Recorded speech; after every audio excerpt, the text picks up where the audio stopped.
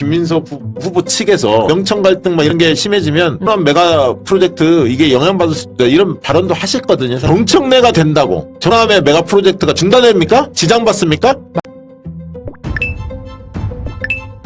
청와대가 갑자기 메가 프로젝트 점검회의를 시작합니다. 그 의미 보고드립니다. 오늘 이데일리 단독 보도에 따르면 정부는 오는 10일 오후 2시 청와대에서 이 같은 내용을 중심으로 제2차 메가 프로젝트 민간 합동 점검회의를 개최합니다. 회의에는 산업통상부, 국방부, 국토교통부, 기후에너지환경부 등 관계 부처가 참석하는데 문제는 호남권 권리당원 투표율이 그 다음날부터 진행됩니다. 솔직히 당무 개입 논란을 차단하려면 호남 경선 끝나고 하는 게 상식적일 것이라 보는데 저는 이거 이해하기가 좀 어렵습니다. 어쩌면 어제 박시영 대표가 경고했던 부분이 사실 젠프의 지시가 아닐까 합리적 의심까지 드는데 관련해 현재 호남 판세에 대해서 가장 정확하게 아는 분의 분석 끝까지 봐주시고 여러분들의 생각 댓글로 부탁드립니다. 마지막 날 어제 박선원, 김용 그리고 서미아 후보까지도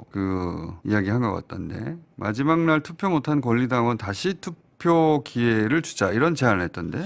투표 쿠데타죠. 그렇게 한다면. 이렇게 한 선거는 세계 어느 나라 역사상 없었지 않습니까? 투표율을 높이기 위한 그런 방안이라고 이제 아이디어를 아니 제안한 투표율 그러면 100% 나올 때까지 투표해야죠. 김민석 후보가 계속 얘기하는데 전당원 100% 투표. 100% 투표라는 게 있을 수 있습니까? 그리고 기권도 의사표시예요. 저는 아무리 폭염이지만 날이 덥지만 이럴 수 있나 이런 생각이 좀 들어요. 아니 투표가 끝났는데 다시 투표 기회를 주자. 사후 투표 아니에요. 그러면 그냥 그런 식으로 제가 주장한다면 정청래 찍을 사람만 투표하게 합시다. 차라리 이렇게 주장하든가 아니면 그냥 임명직으로 하자. 당대표 최고위원. 차라리. 근데 지금 그렇게 주장하는 게 더 낫다 이런 생각이 듭니다. 미투표제 일반에 대해서 투표율을 제거하기 위한 아이디어라고 이제 얘기하고 있는데 명분은. 그러면 사후가 아니라 사전에 며칠을 더 하자 이렇게 주장했어야 되죠. 그리고 원래 민주당 전통이 선거 전당대회를 앞두고 눈은 잘 고치지 않습니다. 근데 선호투표로 고친 건 제가 불리하지만 대승적 차원에서 분란 일으키기 싫어서 그냥 퉁치고 수용한다, 존중한다 그렇게 하자. 근데 알고 보니까 당원당규 위반 상태였지 않습니까? 그래서 결국은 당규까지 고쳐가지고 결선투표로 하는 게 맞아요. 순위투표는. 근데 선호투표자 받아들이지 않습니까? 그런데 이건 경기 중에 룰을 또 바꾸자. 그거는 그나마 경선 전에 한 거지만 이거는 경선이 진행되고 있는데. 월드컵 결승 앞두고 12명이 뛰게 하자. 아니 9명이 뛰게 하자. 10명이 뛰게 하자. 이거 상식적으로 있을 수 있는 일인가요? 실제 이 룰을 바꿀 수 있는 권한이 있는 것은 못 바꿉니다, 이거. 이거 못 바꾼다. 네, 이거는 절대 받아들일 수 없고요. 이렇게 되면 폭동이 일어납니다. 저는 그래서 이렇게 주장을 하고 바꾸지는 못할 텐데 저한테는 굉장히 플러스 도움이 됐다고 생각합니다. 오히려 이 사람들이 이렇게까지 하는구나 이런 인식을 주기에 충분했다고 봅니다. 나무 위키도 도움이 많이 되고요. 나무 위키. 네. 이 최종일 17일입니다. 국민 여론조사 서울 16일 날 이제 경선 숫자 발표하고 그리고 국민 여론조사가 그날 마감하는 거예요. 그리고 17일 날 가서 합산해서 최종 당선자를 발표하는데 최종일 시나리오가 여러 가지가 가능합니다. 제가 이거 좀 구체적으로 좀 여쭤보고 싶은데. 자, 김민석 후보 과반으로 끝났어. 이건 아무 문제가 없죠. 굉장히 불행한 일이죠. 정청래 후보 과반으로 끝났죠. 이거 모두가 승복합니다. 천만다행이죠. 김민석 후보나 정청래 후보가 1차 과반으로 끝나는 시나리오는 양쪽 모두 승복하지 않을 수 없는 깔끔한 시나리오인데 그런데 과반이 아닌 정청래 1위인데 선호투표 합으로 김민석 역전 이건 가능성이 있죠. 그 시나리오는 가능성이 있습니다. 저는 요 시나리오 경우에 이게 승복이 되겠는가 하는 우려가 있거든요. 저는 당연히 승복해야죠. 후보는 당연히 승복하시겠죠. 본인이 어쨌든 동의한 룰로 그렇습니다. 이 경선을 치렀기 때문에 당연히 승복할 텐데 농부는 밭을 탓하지 않는다. 이건 어떻게 생각하십니까? 당대표 되면 김민석 후보 윤리감찰 지시하겠다는 게 관련 있는 내용이에요? 김민석 후보가 연설을 통해서 반분신을 제기했거든요. 반명, 분열주의, 신천지 3자 비밀 연합인가 연대인지를 깨는 것이 이번 전대의 본질이다. 그렇게 얘기를 했으면 신천지가 민주당에도 들어와서 암약하고 있는 거 아닌가 이런 이미지를 줬고 당의 이미지 손상을 엄청 했고요. 그래서 그 근거를 대라고 지금 계속 얘기하고 있습니다. 근거를 아직까지 못 대고 있어요. 그러면 제가 당대표가 되면 우리가 위헌 정당의 위험에 지금 빠진 상태입니다. 국민의힘이 또 공격하고 있고 그럼 당을 구해야 되지 않습니까? 그러면 윤리감찰단에서 일단 조사해라.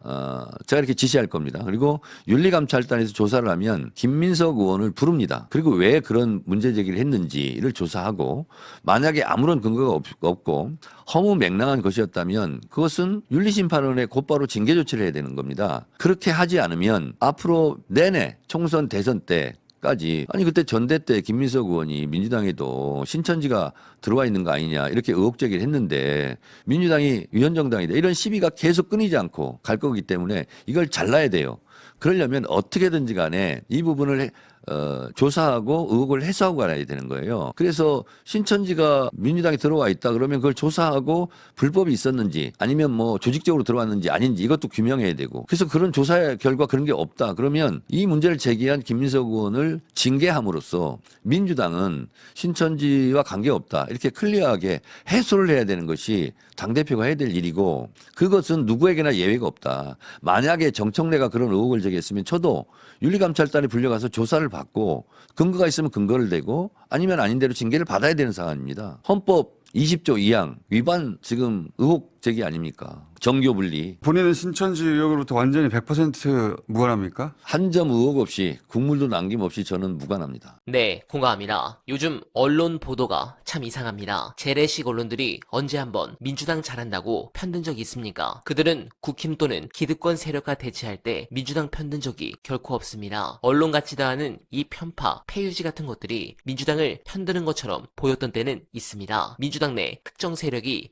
민주당 정신을 흔들고 분열을 책동할 때 그들을 대놓고 편들었죠. 그랬던 재래 수구 언론들이 지금 특정 후보의 9대1로 치우쳐 있다면 그것들이 본능적으로 누가 자신에게 이득인지 누가 적인지 구분하고 있다는 뜻입니다. 이재명 대통령이 재래 수구 언론의 우군입니까? 아니죠. 이재명 대통령은 거의 모든 언론이 달려들어 죽으라고 이래도 안 죽냐며 물고 또 물어뜯던 철천지 원수입니다. 왜 그랬을까요? 모든 기득권의 적, 그게 이재명이 가진 상징 자본이었기 때문입니다. 그런데 지금은 유시민 작가 말씀처럼 명픽으로 인정하는 특정 후보를 노골적으로 밀어줍니다. 갑자기 이재명 대통령이 너무 잘하니 정부가 좋아서 언론들이 이러겠습니까? 아니면 정말 나라를 위해 이재명 대통령과 민주당이 환상적인 당청 관계를 바탕으로 180석으로 개혁을 밀고 나가 성공한 대통령이 돼주길 원해서 그렇겠습니까? 저는 이 부분을 진지하게 당원들이 의심해야 한다고 생각합니다. 여러분들은 어떻게 생각하십니까? 공감하셨다면 소중한 언알바 후원 부탁드립니다. 댓글에 고정된 링크를 통해 언알바 정기 후원과 민주진영 동지가 운영하는 여름두루 많은 사랑 부탁드리며 언알바는 오늘도 최선을 다하겠습니다. 여러분 고맙습니다.